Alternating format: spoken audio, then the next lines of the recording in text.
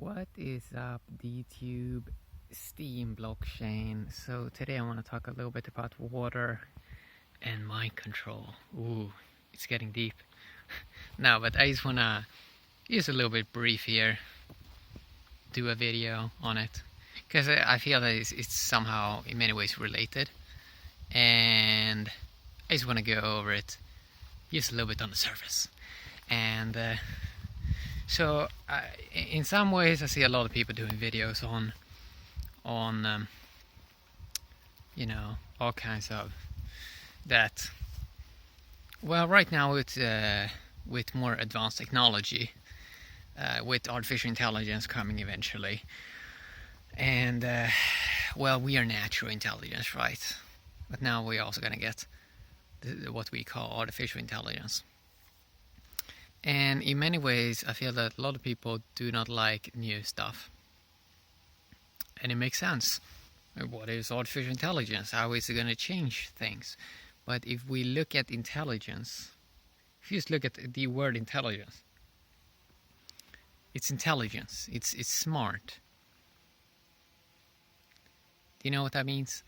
Well, that means it's smarter than a person. So and if you look at a human as being natural intelligence, I mean, we are pretty smart. And then imagine something that's artificial and intelligent. It would be extremely intelligent. So why would that be a concern?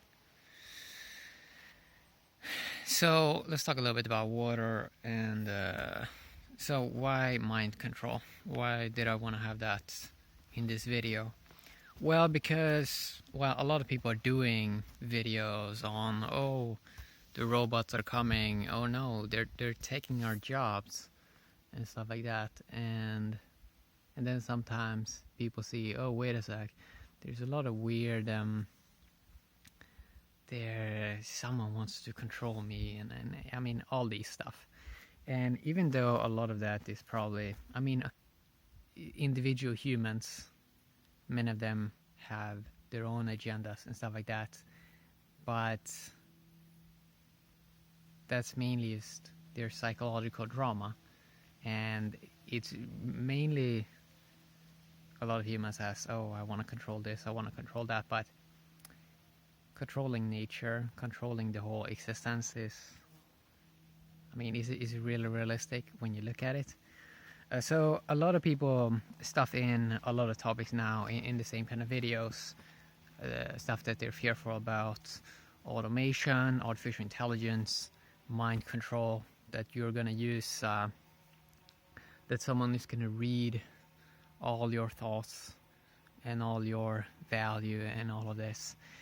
And it's almost as if they're only looking at technology from the negative side. And as many of these fear videos, I mean, in many ways they do make some sense, but then you observe what people are doing in their life, and I mean, you could talk about the risks with technology, but then why don't you use technology for good as well? I mean, the technology that humans have, it doesn't have a mind of its own. Like, it's humans that decides how they want to use technology. So yeah, I see a lot of people doing videos on mind control, and let's say control and programming, and the AI and the monsters below the bed. I mean, all of this artificial intelligence. What are we gonna do? And I see many people do videos on that, and a lot of it probably in some way has I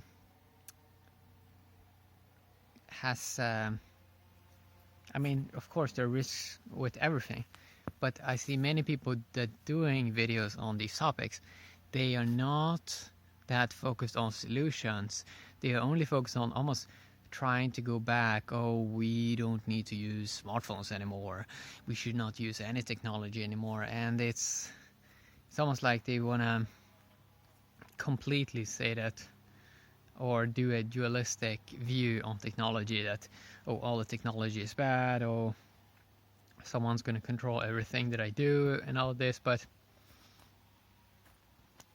first, if you really look at, and there are probably a lot of craziness that happens in this place, but there's always been a lot of craziness happening on Earth, because you always have had the dualistic stuff. But why not look at how you can use technology daily to try to understand more and try to use the best technology? So for example, what we're doing here on blockchains is we're saying, wait a sec, this technology, we can use it for good. We can, I don't even, in some ways I don't like to use, we can use it for good. But I mean, because people take these labels good and bad, we're doing something good here and then there's something bad. I mean, in many ways, what I'm just trying to say is probably should look at technology and use the best technology that is available and just use it. I mean, a smartphone is pretty useful. Looking at blockchain stuff, using digital tokens, be able to do videos, speaking to the whole world as I'm doing right now, is pretty useful. I mean, it's pretty cool technology. And why not just look at how you can make things better instead? Because it seems as, I mean, life has its own sort of pace of doing things, and it's gonna go on, do stuff. Intelligence is gonna keep doing its things. The only thing a human can do is see how they can increase their competence and basically just do what they can, right? So we see a lot of stuff about mind control, artificial intelligence, and all of this.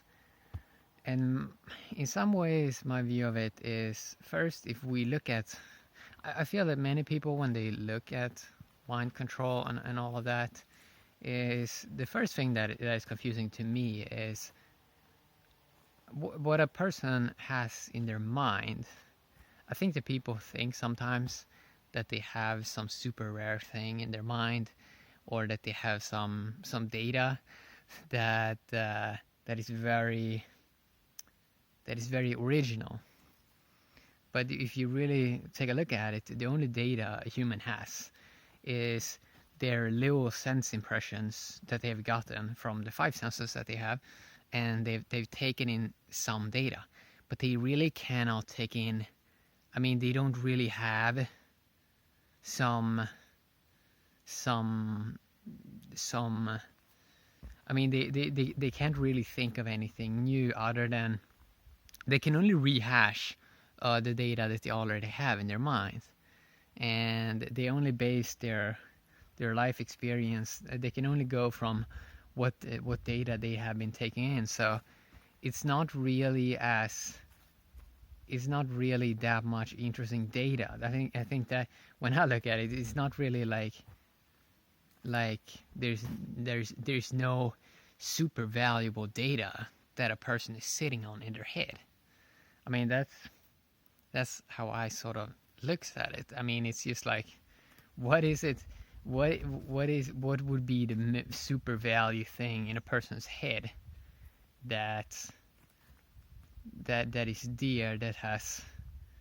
It's almost like I feel that humans in many ways try to think that there is some secret thing that you can reveal, but life is quite complex. And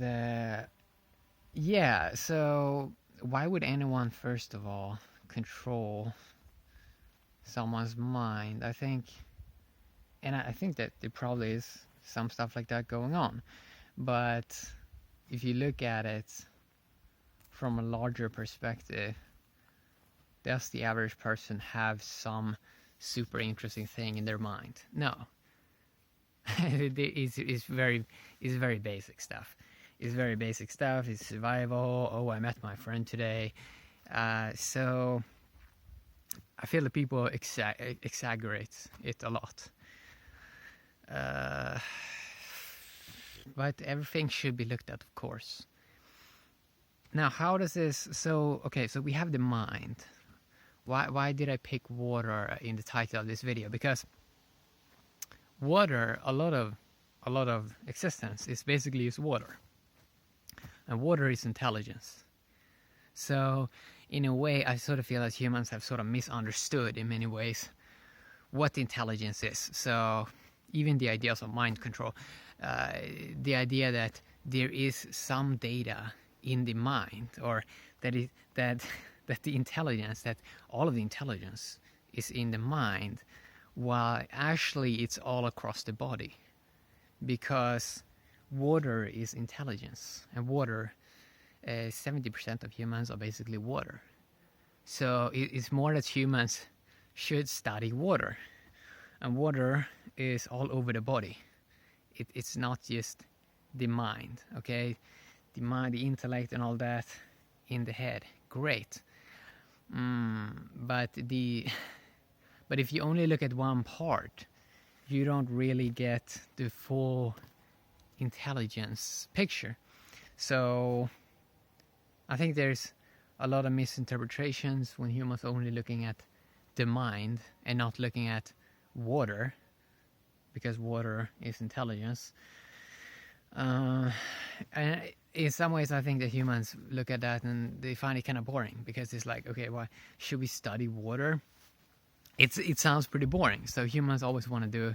Humans, in many ways, want them to be the superhero, and then it's always says, "Oh, I have some," and they even make a lot of movies about this.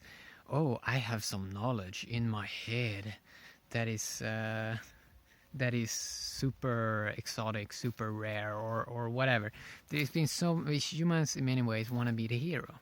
Humans want to be the hero. Humans want to be looking at the world as this place was created just for humans, and that it revolves around humans, and that humans is the only thing that sort of matters here. Not any plants, not any other forms of life, not animals. It's just the human and the mind that it's all about. But when you really take a look at, okay, so water being intelligence, humans 70% water. If you mix water with, I think, a spark of,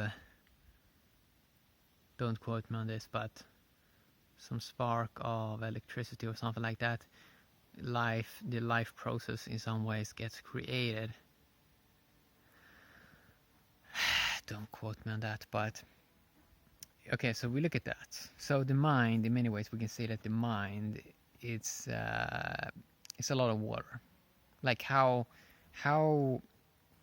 a human's mind, in many ways, are going to be, comes down to a lot how their body is absorbing water, and that most of existence, most of creation, is basically made up, I think, of around 5 to 6 elements. And when you really take a look at that, then you see that humans are probably not. The reason why I think a lot of humans are looking at the mind is because they probably have not considered more to just look at what is creating life, like the core ingredients. So humans probably should study water more, and they probably would realize, or they're probably going to realize eventually, that the mind is a cool thing, but in terms of intelligence, I would say it's especially if you look at the intellect, it's good for survival. But beyond that, if you really want to know life, you cannot really do it with the intellect and the mind. I mean, this is like when you dive deeper into stuff that you need to have a deeper understanding of, and I think that humans are probably, but my core view of this is that humans probably shouldn't worry too much about the idea of control, because if you look at technology, what it's doing at the moment, technology is basically liberating humans. it's basically freeing up humans. So now you can make a video on your phone. You can make a video on your phone. You can upload it to the whole world. You can earn some digital tokens. And so if you just look at it, if you observe what technology at the moment is doing, it's actually bringing more choice into people's life. It is giving them the ability to experiment more on their own. So it's not really controlling a person. And I know that people say, oh, well, they're doing these apps, they're sort of addictive and stuff like that, but it's like, well, you don't have to use the app. You don't have to follow 1,000 accounts. This mainly comes down to humans. This is more about humans being compulsive, that humans don't know when to put something down. But but the technology itself is quite neutral. Is that how you say that word? Neutral. That, I mean, it does not have a mind of its own. It's not a monster. It's just a tool, just as the human body is a tool. And it all comes down to basically humans being very compulsive in the way they use technology. But if they just have a little bit of distance from it, then they can see that. And if these observe the world, they can see that the world is quite fine if you just observe it. So it does make sense that a lot of people are looking at mind control and all of that, because there probably has been a lot of craziness happening, as always, on this earth. So in a way, that's also why people are sort of looking at the risks and things like that. And but there's some things that I think are gonna change, and that is especially how humans are using the internet. Especially when the internet gets smaller, gets easier to ship around data, that it actually may have the effect of people just, they don't have to, it doesn't have to be so obvious that right now they're on the internet. Because right now that's fairly interesting, because, for example, humans, right now it's very obvious when a human is using the internet, because they have sort of like a screen, they have a smartphone, or they're observing something. And then it's like, in some ways, that they're sort of distance from, let's say, the physical in some aspects. But if technology is moving as rapid as it should, then eventually it's going to be very invincible. You're not going to see if someone is using the internet. It's going to blend in much more. And then I think even in some ways that less technology, that you can use way less technology and still have the same kind of result as you want in terms of some outcome or doing some process. I don't really know, but that is interesting.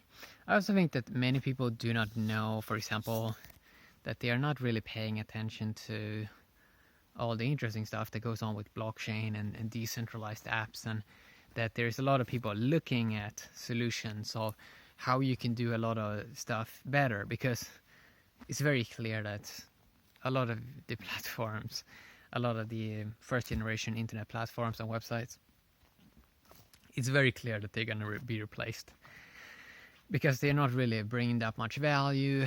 They're sort of wasting your time. And so I do understand that if, for example, if a person only knows fiat, if they sort of only know mainstream media, if they don't see that other stuff is being worked upon, yeah, it looks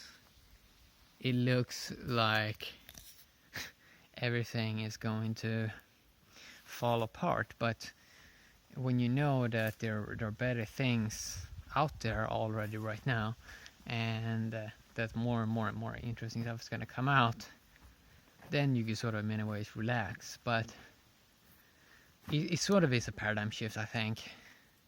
I think in some ways they're calling it maybe the fourth industrial revolution or something like that.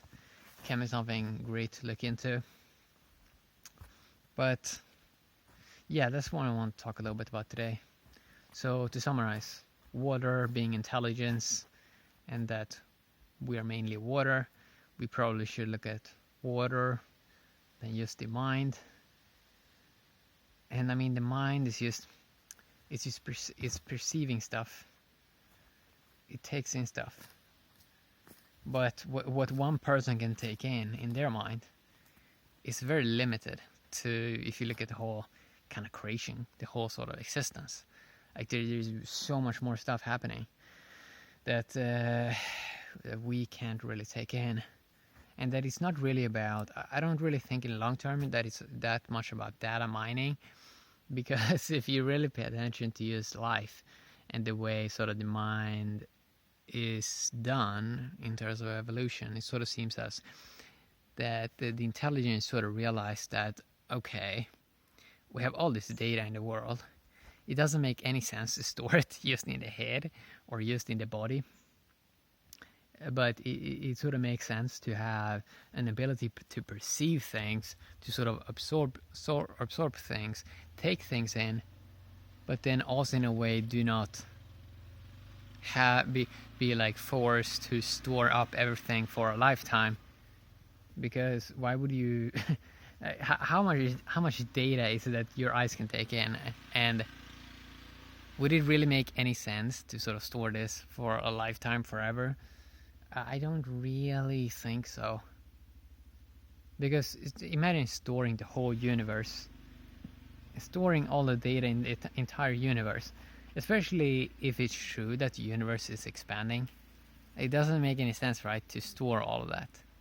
So the mind is a very interesting tool. It seems as it has reached its peak in geometry and in an appropriate design for, I don't know, for evolution. Seems it seems like it's pretty intelligent. So I think humans still will keep trying to find special pieces of nuggets, special pieces of data, because I mean that's humans like it. Humans like that, right? So we're gonna see a lot more about this. Humans, different agendas, and then a lot of people that looking at risk and stuff like that. And I don't know, it's interesting in some ways. In some ways, may also be a little bit scary. But yeah, I wanted to talk a little bit general about that. Yeah, fun times. I think it's really interesting times, to be honest. Especially seeing intelligence evolve, or seeing the rise of, let's say, external technologies. Human beings are already, they have, you can say, have internal technology systems. As humans, in many ways, hasn't paid that much attention to. They sort of always looked at what goes on out there. But yeah, interesting times. So yeah, I wanted to talk a little bit, just brief, see what comes out. I sort of feel that the best comes out when you just